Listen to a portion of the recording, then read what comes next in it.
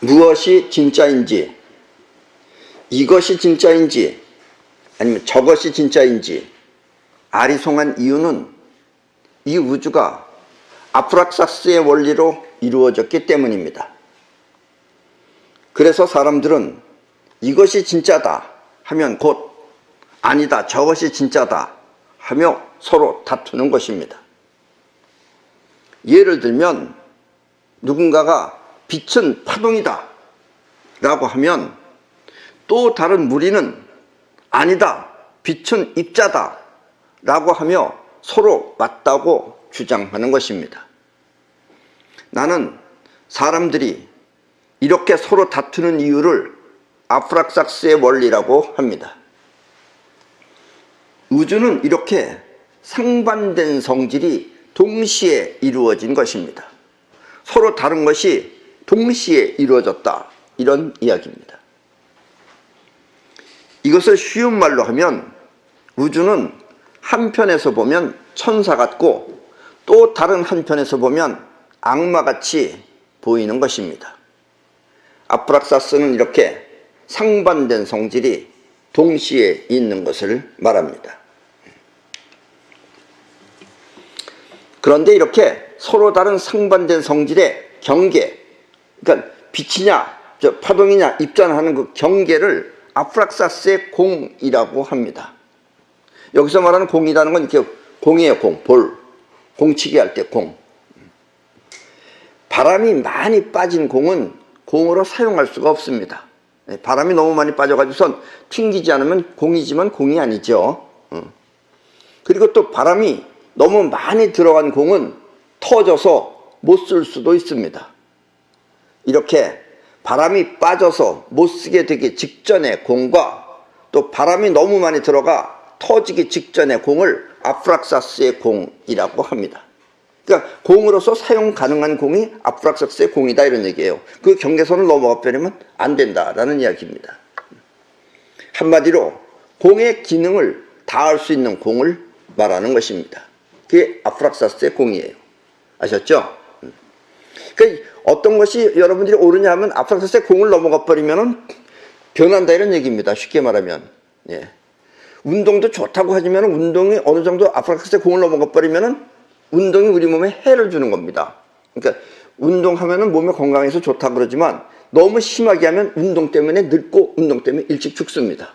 아셨죠? 예. 그래서 운동 열심히 하는 사람들은 일찍 죽어요.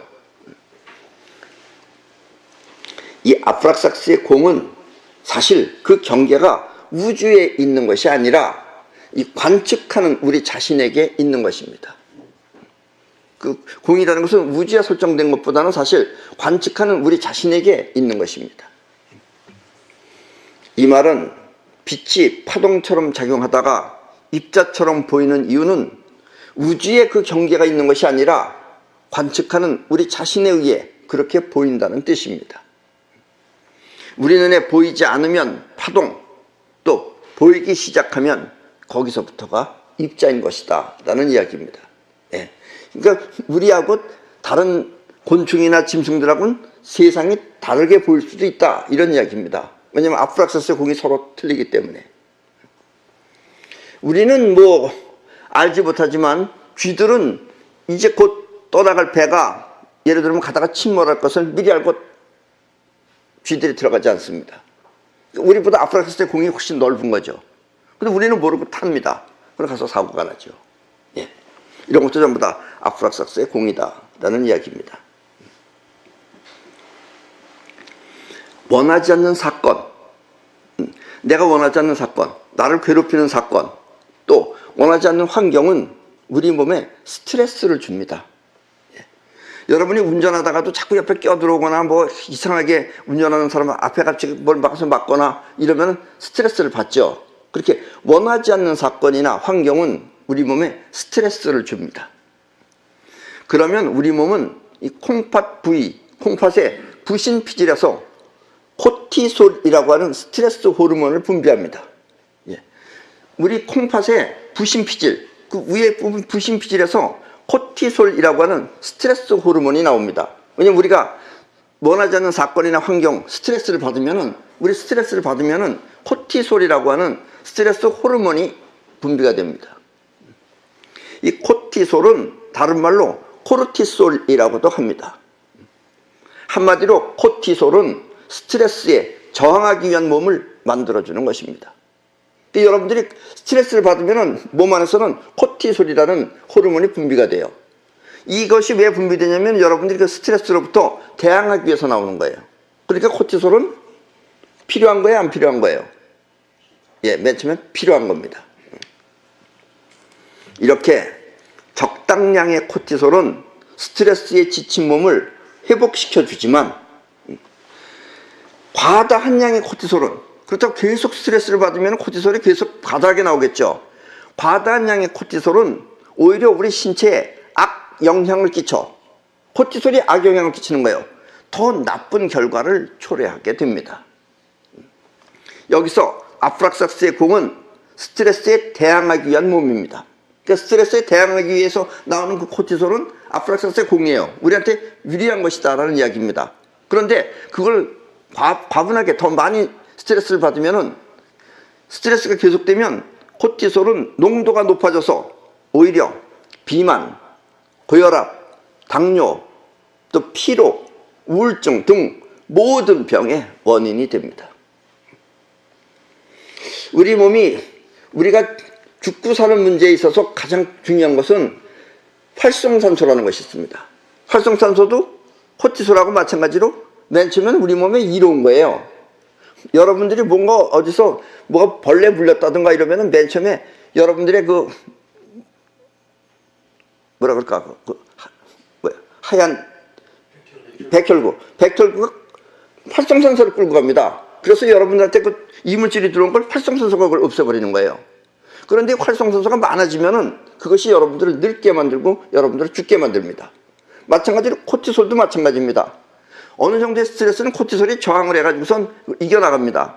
그런데 스트레스가 계속되면 코티솔이 계속 나와가지고 코티솔의 농도가 높아지면은 그게 고혈압, 당뇨, 피로, 우울증 등 모든 병의 원인이 되어서 여러분들을 죽게 만드는 요소가 된다, 이런 얘기입니다. 이렇게 적당량의 코티솔을 아프락사스의 공이라고 하는 것입니다. 그러니까 이 세상은 어느 것이 좋냐라고 말할 수가 없어요. 여러분들도 몸에 좋다고 그러는 걸 계속 많이 먹으면은 그것이 여러분들의 몸에 해를 끼치게 되는 것이다 라는 얘기입니다. 그러니까 적정선을 먹어야 되는 것이 중요한 것이다 라는 이야기입니다. 예. 이 코티솔의 분비가 아프락사스의 공을 넘어서면 코티솔은 스트레스에 저항하기 위한 몸을 만들어주는 것이 아니라, 스트레스에 저항하기 위해서 만들어주는, 저항하기 위한 몸을 만들어주는 것이 아니라 오히려 우리 몸에 악영향을 끼치게 됩니다. 코티솔 자체가 악영향을 끼쳐요. 그러면 코티솔은 우리 몸에 스트레스가 되는 것입니다. 예. 스트레스를 막아주는 것이 호르몬이 코티솔인데, 코티솔 자체가 우리 몸에 스트레스가 되는 거예요.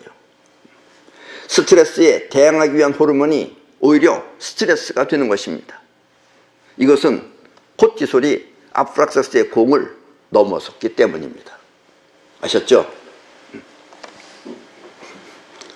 그런데 외부 환경으로부터 오는 것은 그래도 괜찮습니다. 그거는 코티솔이 얼마든지 저항할 수 있어요. 문제는 외부에서 오는 것이 아니라 내면에서 일어나는 거예요. 이걸 막지 못하기 때문에 코티솔이 과다 분비가 되는 것이다 라는 얘기입니다. 그래서 수양이 필요한 거고, 그래서 안에 내부에 있는 것을 막았으면은 옛날에 석가모니 같은 사람은 그런 걸 해탈이라고 그랬습니다. 예. 마음 밖, 즉 현실을 향하지 않고, 현실을 향해서 바깥에 있는 일에 집중해서 바깥을 보면 되는데 그렇게 하지 않고 자기 번민에 빠져 있으면, 이런 사람들 있죠, 이렇게 번민에 빠져 있는 사람들, 번민에 빠져 있으면 이 또한 스트레스가 되어 심장이 불규칙하게 뛰면서 코티솔의 분비는 더욱 많아져 그 농도가 점점 더 강해지게 됩니다. 아셨어요? 그러면 사람들은 코티솔이 안에서 많이 분비가 되면은 사람들은 눈앞의 현실을 바로 볼 수 없습니다. 바로 못 봐요. 그렇게 되면 집중이 안 돼요. 왜냐면 안에 이렇게 하고 있으니까. 그럼 안 보이질 않아요. 어떨 때 들리지도 않아요. 자기 번민에 빠져 눈앞의 세계가 보이지 않는 것입니다. 그래서 우울증에 깊이 빠진 사람은 죽을 수도 있다 이런 얘기입니다. 그리고 여러 사람을 괴롭혀요. 그런 사람들이. 네. 자기 가족을 다 괴롭힙니다. 그런 사람들은. 네. 스트레스는 자기 분열입니다. 집중된 마음이 아니라 스스로 자신에 사로잡혀 앞을 보지 못하는 자기 외면입니다. 그러니까 자기가 앞을 못 보는 자기 외면이에요. 이게. 우리가 눈앞의 현실을 바로 보기 위해서는 이렇게 스트레스가 없는 상태에서 봐야 하는 것입니다. 마음의 스트레스가 없어야지 눈앞의 것이 비로소 바르게 보인다 이런 얘기입니다. 자기 감정에 빠져 있거나 또 자기 속셈에 사로잡혀 있으면 그것이 스트레스가 되어 눈앞의 세계를 바로 보지 못하는 것입니다. 예. 그래서 자기 안에 빠져 있으면, 그것도 즐거움에 빠져 있으면 그래도 덜해요. 즐거운 마음에 빠져 있으면 덜한데 자기 번민, 고민 막 이런 데 빠져 있으면 본인도 괴롭고 그거 쳐다보는 사람도 옆에서 기분 떨떠름하죠. 그게. 예. 이렇게 자기 번민에 빠져 있으면은 그때는 코티솔이 많이 나와서, 코티솔이 많이 나오면은 자기 분열 현상을 일으킵니다. 그러면 앞을 못 봐요. 현실을 못 봐요. 그리고 자꾸 자기를 고집을 해요. 그게 옳다고 그래요. 그럼 전혀 다른 얘기하는 거예요. 이 세상은 그런 미친 사람들이 무지무지하게 많습니다. 거기까지 미친 걸 보지 않아서 그러지 그런 미친 사람들이 무지개수로 많아요. 예수가 말한 깨어있으라, 이 말은 눈앞의 현실을 바로 보라 라는 뜻입니다. 예수가 제자들을 산으로 데려갔어요. 그리고 자기가 기도할 때 제자들이 뒤에서 그 추운 산 위에서 잠 자겠어요? 안 자겠어요? 안 자죠. 그래서 예수가 뒤돌아보면서 얘기했어요. 깨어있으라 라고. 그거는 눈 뜨고 있으라는 뜻이 아니에요. 걔네들이 뭐하나 자기 속 안에 깊이 빠져 있으니까 깨어있으라 라고 말한 겁니다. 결코 스트레스에 사로잡혀 현실을 자기식으로 바라보지 말라는 뜻입니다. 스트레스에 빠져 있으면 자기식으로 보여요.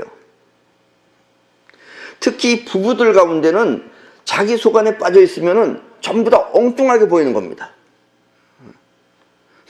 그래서 남편이 어디 가서 점쟁이가 또 남편이 바람 핀다 그러면 남편을 잡아 죽이려고 그러고, 남편이 들어오자마자 선풍기를 집어 던져가지고 선풍기 대가리를 다 모가지고 부러뜨려 놓고, 이런 미친 짓을 하는 거예요. 이게 본인은 그 미친 짓이죠. 그게 다 자기 번민에 빠져 있기 때문에 그렇게 되니까 현실을 전혀 못 보는 거예요. 사람은 자기 감정에 빠져 있거나 자기 번민에 사로잡혀 있으면 그것이 스트레스가 되어 눈앞의 현실을 바로 보지 못하는 것입니다.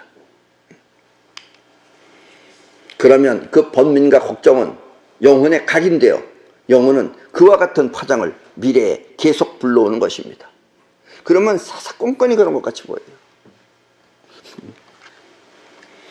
그러면 현실은 또 다시 스트레스가 되어 그 스트레스는 암과 같은 고질병을 끌어들여 끝내는 이 세상을 떠나게 되는 것입니다. 그런 사람이 이제 암에 걸리는 거예요. 자기 번민에 빠져 있는 사람이 암에 걸리는 거예요. 여러분, 이 상식하고 우리가 이 자기 내면의 세계를 잘 알고 사는 것하고는 틀립니다. 요즘은 지금 중국에서 무슨 우한폐렴이라고, 그 동네 이름이 우한이에요. 우한 떨고 있어요 지금. 그래서 우한폐렴에 걸린다 그러니까 또 요즘은 한국에서, 대한민국도 마찬가지입니다. 바깥에 나가보세요. 다 마스크 쓰고 다녀요. 물론 마스크가 어느 정도 그걸 방어를 해주겠죠. 근데 중요한 건 그게 아니고, 마스크 쓰는 건 문제 없습니다. 중국에 갈 때는 마스크 쓰고 가는 게 좋습니다. 그런데 마스크 써야지, 그럼 마스크만 쓰면 되는데 내가 폐렴에 걸리면 어떡하나 이러고 받아들이면은, 그런 의미에서 마스크를 쓰면 그 사람이 걸릴 수 있는 거예요. 자기가 불러들이는 거예요. 그게 영혼의 우한폐렴이 감흥이 되면은 그 마음이, 그 영혼이 우한폐렴을 불러들입니다. 이건 몰라요. 많은 사람들이 이걸 몰라요. 마스크 쓴 사람 가운데는 걸릴 수 있는데 마스크 벗은 사람 가운데는 오히려 안 걸려요. 이런 걸 여러분들이 잘 생각하셔야 됩니다. 그러니까 병원에 검진하러 자꾸 가는 사람이 검진을 계속해 보세요. 언젠간 나타나요. 왜냐면 기다렸기 때문에. 네, 이게 조금 일반적인 의학 상식하고는 좀 다른 얘기지만 이 점을 여러분들이 잘 생각하셔야 됩니다. 왜냐면 스트레스가 깊어지면 그것이 암과 같은 고질병을 끌어들여서 이 세상을 떠나게 되는 것입니다. 일찍 죽어요. 젊어서 병으로 죽는 이유가 모두 이와 같은 원인 때문이라고 생각하시면 됩니다. 예. 병을 걱정하는 사람, 병이 걸리면 어떡하나 이렇게 염려했던 사람, 이런 사람은 스스로 병을 만들어서 일찍 죽는다라는 이야기입니다. 안 그러면 젊었을 때 싱싱한 몸이 왜 병에 걸리겠어요. 예. 그리고 그런 스트레스가 자기 자신의 면역력을 다 파괴시켜 버립니다. 안에서. 그것도 코티솔이 많이 나오면 코티솔이 자기 몸 안에 있는 면역력을 때려 부신다라는 이야기입니다. 아셨죠?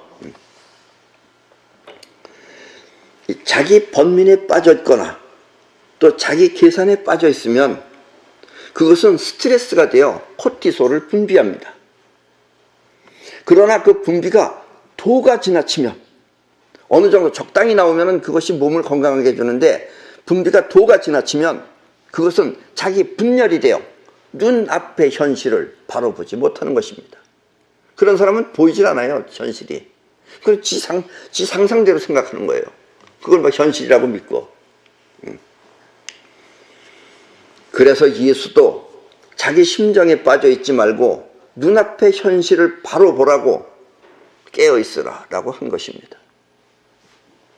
문제는 이렇게 자기도 모르게 자기 세계에 빠지는 것을 어떻게 막는가 하는 방법을 알지 못하고 있다는 것입니다. 아직까지는 사람들이 몰랐어요. 지금까지는. 예. 불교도 마찬가지입니다. 사실은 불교는 석가가 얘기한 거하고 지금 현재 여러분들이 알고 있는 불교는 전혀 다른 불교입니다. 석가는 주문을 말하지 않았어요. 그런데 여러분들은 주문을 말하고 있어요. 정부업진원, 즉 입에서 지은 죄를 없애는 것. 수리수리 마수리 수수리 사바. 근데 수수리 마수리 수수리 사바를 할 때마다 여러분들은 내가 입으로 죄를 지었다. 그럼 영혼에는 죄를 지었다가 각인이 됩니다. 그럼 그 사람은 오히려 입으로 진 죄를 없애는 게 아니라 입으로 진 죄를 그냥 잊어버리면 되는 걸 스스로 불러들이고 있는 거예요, 그게. 그래서 옛날 모든 성현들의 가르침을 이제 전부 다 싹 없애버려야 됩니다. 이제 새로운 시대, 새로운 걸 여러분들이 도입하시라라는 이야기입니다. 많은 사람들이 생각하길, 왜냐면 사람이 다 비슷비슷하니까 많은 사람들이 생각하길 인생은 반드시 불편한 감정이 있을 수밖에 없다고 생각합니다. 이 불편한 감정, 즉 자기 번민, 이런 불편한 감정, 의심하는 것, 이런 것이 있을 수밖에 없다고 생각합니다. 살다 보면 이런 일 저런 일, 많은 일이 있기 때문에 불편한 감정은 반드시 있을 수밖에 없다고 생각하는 것입니다. 그러나 이것은 세상으로부터의 영향일 뿐 반드시 꼭 그런 것은 아닙니다. 그러니까 안 그런 사람도 있다는 얘기예요. 여러분 주변에 다 그러니까 그렇다라고 믿지 마시라 이런 얘기입니다. 보편적으로는 그렇지만 꼭 그렇지는 않다라는 이야기입니다. 특히 해야 할 미래가 분명한 사람은 그와 같은 불편한 감정에 빠져 있으면 해야 할 일을 성취하지 못하는 것입니다. 그래서 이 불편한 감정에 빠져 있는 사람은 미래가 없어요. 그건 걱정만 있어요. 그러니까 걱정이 계속 걱정을 불러들이고 걱정이 계속 걱정을 불러들이고 그러니까 인생은 전부 다 걱정 속 안에서 사는 것이 된다라는 얘기입니다. 그러나 미래가 분명하게 할 일이 분명한 사람은 그런 걱정할 시간이 없어요. 그런 걸 다 무시해버려요. 그래서 불편한 감정에 빠져 있으면 해야 할 일을 성취하지 못한다라는 이야기입니다. 그래서 잘 성공하는 사람은 그런 걱정이 없는 사람이에요. 차 타고 가는 사람이 갑자기 사고가 날 것을 생각한다면, 왜냐면 사고가 날 수도 있잖아요. 그런 생각하면 꼭 가다 사고 납니다. 차 타고 가는 사람이 갑자기 사고가 날 것을 생각한다든지, 또 집에서 놀고 있는 아이가 갑자기 사고가 나면 어쩌나 하는 노파심은 있을 수 있는 생각이긴 하지만 그것은 불편한 감정이 되어 스트레스 호르몬을 분비하고 또 그와 같은 일을 불러올 수도 있는 것입니다. 그러니까 그런 걸 걱정하면은 그때 스트레스 호르몬이 코티솔이 나온다 이런 얘기예요. 그리고 그것이 점점점 길어지면 길어질수록 코티솔은 점점 많이 나와서 그 코티솔이 여러분 몸을 친다 이런 얘기입니다. 그리고 많은 사람들은 이와 같은 걱정을 당연한 것처럼 생각하는 것입니다. 어떻게 그런 생각을 안 할 수 있냐고 말해요. 여러분의 사업이 망하거나 또 좋지 않은 일이 벌어지는 까닭은 이와 같은 불편한 감정 때문이라면 여러분은 어떻게 하시겠습니까? 이런 데 사로잡혀 있으면 여러분들은 망할 수밖에 없어요. 그리고 좋지 않은 일이 그런 걱정 때문에 좋지 않은 일이 자꾸 벌어지는 거예요. 그렇다면 여러분들은 어떻게 하시겠습니까? 아셨죠? 여러분들의 염려가, 여러분들의 걱정이 얼마나 여러분들 자신을 해치고 있다는 사실을, 그리고 여러분들은 앞이 보이지 않는다는 사실을, 앞이 보이지 않는데 여러분들이 제대로 일이 되겠어요? 그러니까 일이 안 된다는 사실을 아셨죠? 그러나 너무 걱정하지 마십시오. 스트레스를 단칼에 없애버릴 수 있는 아주 좋은 방법이 있습니다. 단칼에 한 번에 없애버릴 수 있는 아주 좋은 방법이 있습니다. 이것은 지금까지 어떤 종교의 가르침보다 위대하며 또 어떤 수련 방법보다 간편한 아주 좋은 확실한 방법입니다. 그리고 그것은 바로 손털기입니다. 예, 지금 저 그림을 보십시오. 저게 손털기. 손털기.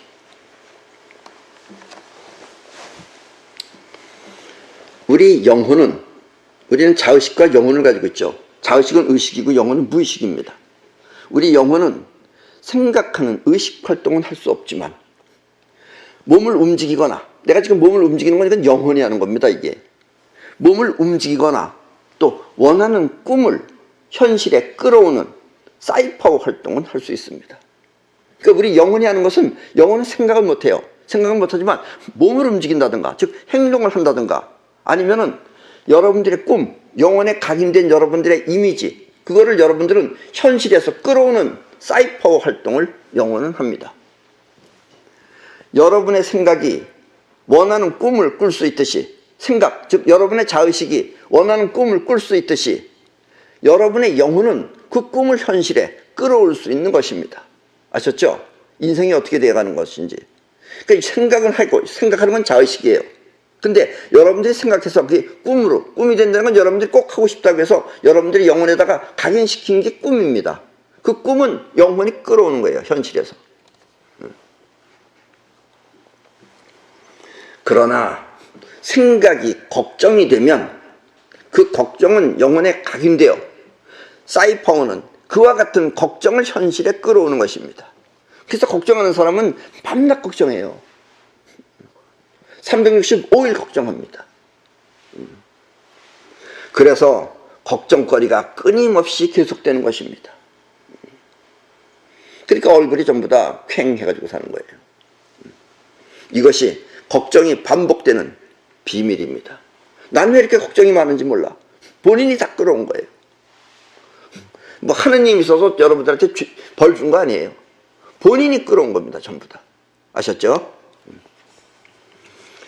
머릿속에 걱정이 떠오르면 얼른 그 걱정을, 그러니까 차 타고 가다가 사고가 나면 어떡하나, 그런 생각이 들 때마다 그 생각을 얼른 손털기로 털어버리십시오. 그 걱정을 지워버리죠. 지워버리시라 이겁니다. 손을 털어야 돼요. 손털기는 행동이기 때문에, 이건 행동이에요. 그죠? 행동이기 때문에 그 행동을 통해 머릿속의 걱정을 지워버릴 수 있습니다. 행동이 지워버릴 수 있는 거예요. 생각은 생각을 못 지워버려요. 행동을 통해서 머릿속의 걱정을 지워버릴 수 있는 것입니다. 이게 영혼이 하는 거기 때문에. 영혼 속에 들어있는 걸 털어버린다 이런 얘기예요.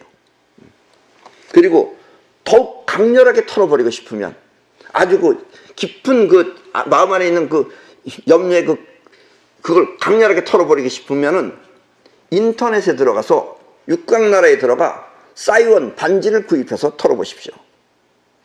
저런 것이 전부 다 사이원 반지입니다. 예. 지금 내 손에 있는 것도 이게 사이원 반지입니다. 이 반지. 이걸로다가 이건 이렇게 털어요. 손털기는 이렇게 하는데 사이원 반지 이렇게 텁니다. 그러면 이 사이원 반지는 하늘에 떠있는 구름도 없앨 수 있고 또 오는 비도 멈출 수 있습니다. 또 비를 오게 할 수도 있습니다. 여러분들의 꿈을 실현시킬 수도 있습니다. 아직 세상이 몰라서 그러는데 이 사이원 반지는 매우 위대한 반지입니다. 수많은 경전을 다 모아놓은 반지라고 생각하시면 됩니다. 근데 이 반지가 어떻게 그런 작용을 하느냐 하는 얘기 조금 이따 이야기하겠습니다. 그뿐만 아니라 여러분이 원하는 꿈을 현실에 불러올 수도 있습니다. 사이원 반지 안에는, 이 반지 안에는 여러분의 마음과 똑같은 에너지가 들어있어서, 이 안에도 에너지가 들어있어요. 어디에 들어있냐면 안에 보면 압니다. 에너지가 들어있어서 반지를 한 달 이상 계속 끼고 다니면, 이것을 여러분들의 몸에 끼고 다니면 이 안의 에너지하고 여러분들의 마음은 똑같이 동화되어 버립니다. 즉 마음과 반지 안의 에너지가 같아진다 이런 얘기예요. 그러면 여러분은 몸 밖에 또 다른 마음을 사용할 수 있는 것입니다. 이 안에 여러분들의 마음이 또 하나 들어있는 것가 된다 이런 얘기예요. 그걸 통해서 털어보는 것이다. 그러면 그것이 작용을 일으킨다라는 이야기입니다. 이거는 지금까지 인류가 만 년인지 몇천 년인지 모르는데 몇천 년 만에 처음 나온 작품입니다. 이게 버금가는 작품은 옛날에 피라밋이라는 것이 있었어요. 피라밋은 무거워서 여러분들이 가지고 다니지 못합니다. 그 피라밋을 축소시켜 놓으면 사이원 반지 안에 들어있습니다. 이건 지금까지 인류 역사상 아주 위대한 작품입니다. 나중에는 아마 가짜도 많이 나올 겁니다. 그때는 절대로 가짜로 사시면 안 됩니다. 왜냐? 그건 위험합니다. 사이원 반지는 이렇게 여러분의 마음과 여러분의 현실을 움직일 수 있습니다. 이걸로 마음을 움직일 수도 있어요. 그러니까 마음 안에 그걸 지워버릴 수 있기 때문에. 그리고 여러분들의 현실을 움직일 수 있습니다. 옛날에 우리 조상 가운데 어떤 예지력이 있는 조상들은 이와 같은 능력을 세상을 움직이는 천지수단이라고 하였습니다. 사이파워는 곧 천지수단인 것입니다. 그리고 이 사이원 반지가 작용하는 것이 바로 사이파워입니다. 여러분들이 원하는 것을, 꿈을 끌어올 수도 있고 또 여러분들이 원하는 현실을 여러분들이 마음대로 움직일 수 있습니다. 아셨죠? 사이파워를 통해 원하는 꿈을 이루면 그 현실에 만족하지 마십시오. 이건 아주 중요한 얘기입니다. 여러분들 됐다 그러면 기쁠 거 아니에요. 그럼 야호하고 만족을 하게 됩니다. 근데 절대로 만족하지 마시라 이런 얘기예요. 왜냐? 이루어진 기쁨에 영혼이 너무 만족하면, 그 만족도 영혼이 하는 거예요. 영혼이 만족하면 그 영혼에 만족되어 있는 그 만족은 있는 현실을 밀어내 버립니다. 영혼 안에 비어서 이미지만 가지고 있으면 그 이미지를 현실에 끌어들이는데, 마음 안에, 영혼 안에 만족이 가득 차면 그 가득 찬 만족은 있는 현실을 밀어내 버려요. 그건.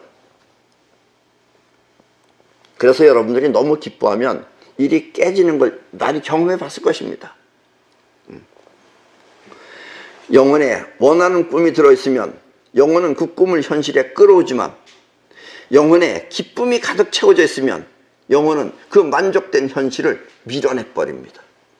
그러면 현실은 또다시 꿈을 이루기 전 상태로 돌아가 버리는 것입니다. 그래서 복권 같은 거 좋아하면은, 복권에 당첨돼서 만족하면은 집안 깨져 버립니다. 예. 그러니까 그건 결코 바랄 일이 아니다 이런 얘기입니다. 때문에 너무 좋아 만족하면 그 만족된 마음을 손털기나 사이원 반지로 털어버리도록 하십시오. 만족도 털어버려야 됩니다. 원하는 것은 현실로 이룰 뿐 그것을 마음에 담지 말라는 뜻입니다. 그런데 이거는 상당히 마음의 수양이 돼야 됩니다. 원하는 것은 현실로 이룰 뿐 그것을 마음에 담지 말라는 뜻입니다. 마음이 만족하지 말라는 뜻입니다. 이렇게 만족하지 않으면 그 현실은 더욱 소중해지는 것입니다. 그러니까 만족하면 소중이 없어져요. 그러니까 없어지는 거예요. 사라지는 거예요. 마음이 만족하면 그 상태는 있는 현실을 소중하게 생각하지 않는 것입니다. 여러분들이 만족하면 귀하질 않아요. 그게. 그러니까 만족하지 않아야지 귀하다 이런 얘기예요. 귀해야지 여러분들 몸에 계속 붙어있다 이런 얘기입니다. 걱정거리가 삶이라는 생각은 버리십시오. 어떻게 살아가는데 걱정 없이 사느냐 이렇게 말하기가 쉬워요. 근데 걱정이 삶이라는 생각은 버리십시오. 다른 사람이 병에 걸렸다고 하여 병이 이 세상에 존재하는 생각도 버리십시오. 옆집 사람이 암에 걸려 죽었다더라. 그래서 고민하면 본인도 암에 걸린다는 얘기예요. 그러니까 옆에 사람이 병에 걸렸다 하더라도 이 세상에 병이 존재한다는 생각은 버리십시오. 남들이 망했다고 해서 망할 수 있는 것이 인생이라는 생각도 버리십시오. 몇 천억을 벌었다 그러면서 만족했기 때문에 다 거지가 돼가지고 그런 연예인들 많아요. 한동안 잘 번다고 하면서 문제는 다 망한 거. 그래서 많잖아요. 우리는 주변에서 많이 볼 수 있잖아요. 텔레비 보면. 이렇게 부정적이고 불행한 일은 나와 전혀 상관이 없다고 믿으십시오. 그건 나하고는 관계없다고 그렇게 믿으십시오. 일이 잘 되었다고 그 성과에 만족하지도 마십시오. 안심을 해도 좋습니다. 됐구나 하고 안심하면 이게 진짜예요. 근데 만족하는 사람은 수양이 부족한 사람이에요. 그런 사람은 곧 없어집니다. 그게.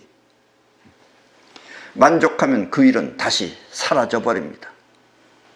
때문에 이와 같은 생각이 떠오르면 얼른 손털기로 지워버리십시오. 마음의 만족은 쌓여온 반지로 털어버리십시오. 만족한 마음 털어버리고 다시 비워놓으라 이런 얘기예요. 비우면 여러분들이 소중해집니다. 그것들이 여러분들이 가지고 있는 게 여러분들이 이룬 성과가 소중해져요.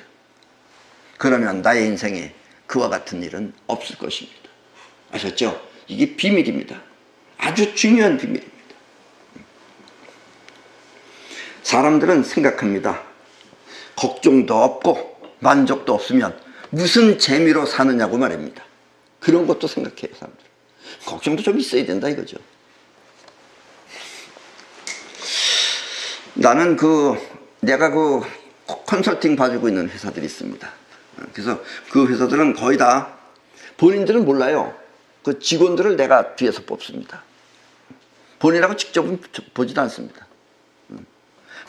그래서 가능한 한 문제 일으킬 사람을 뽑지 않습니다. 그렇게 해서 한 10년이고 지나면 또 거기 있는 사람 중에 누군가가 거기 있는 쉽게 말하면 간부 중에 누군가가 나한테 얘기합니다. 가끔씩. 창립 기념일 같은 때 가면은 우리 회사는 왜 이렇게 문제를 일으킨 사람이 없는지 모르겠다고. 문제를 좀 일으켜야지 좀 재미도 있을 텐데 말입니다.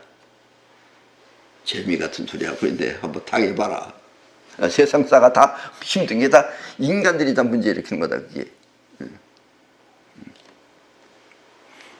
그래서 걱정이 없으면은 오히려 사람들은 그렇게 무슨 재미로 사냐고 말하기도 합니다. 그러나 걱정도 없고 만족도 없다 하여 그 삶이 무미 건조한 것은 아닙니다. 절대 아닙니다.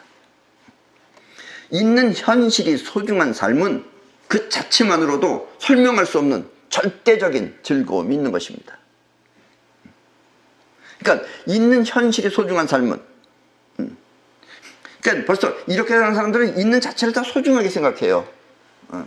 있는 현실이 소중한 삶은 그 자체만으로도 설명할 수 없는 그런 절대적인 즐거움이 있는 것입니다.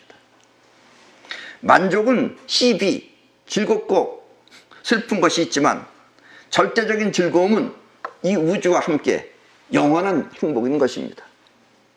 그러니까 절대적인 즐거움을 얻으시라 이런 얘기입니다. 옛날에 일본의 마쓰시다 고노스케는 그런 절대적인 즐거움을 도락이라고 했습니다.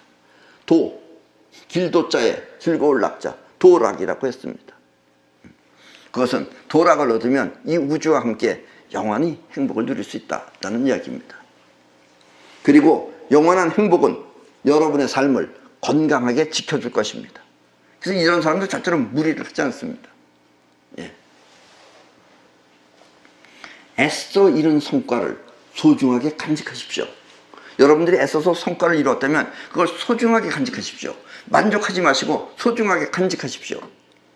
소중함은 결코 만족하지 않습니다. 소중한 사람은 만족하지 않아요. 만족한 사람은 소중하지 않고. 아셨죠? 그리고 소중한 마음은 그와 같은 현실을 잘 간직할 것입니다. 그래서 소중하다는 건 간직해야 된다는 게 들어있는 거예요. 근데 만족하면 간직을 안 해요. 그러니까 떠나가는 거예요. 때문에 소중한 현실은 영원토록 여러분과 함께 할 것입니다. 이렇게 소중한 현실을 바로 보고 지키는 마음을 깨어있음이라고 하는 것입니다. 옛날에 예수가 깨어있으라 깨어있으라 하는 그 깨어있음이 소중한 현실을 바로 보고 지키는 마음을 말합니다. 깨어있어야 세상이 소중해 보이고 또 그와 같은 인생 또한 소중하게 지키는 것입니다. 눈앞의 세계를 바로 보기 위해서는, 이 눈앞의 현실 세계를 바로 보기 위해서는 이렇게 깨어있도록 하십시오. 아셨습니까? 예. 그럼 오늘 강의는 이것으로 마치겠습니다.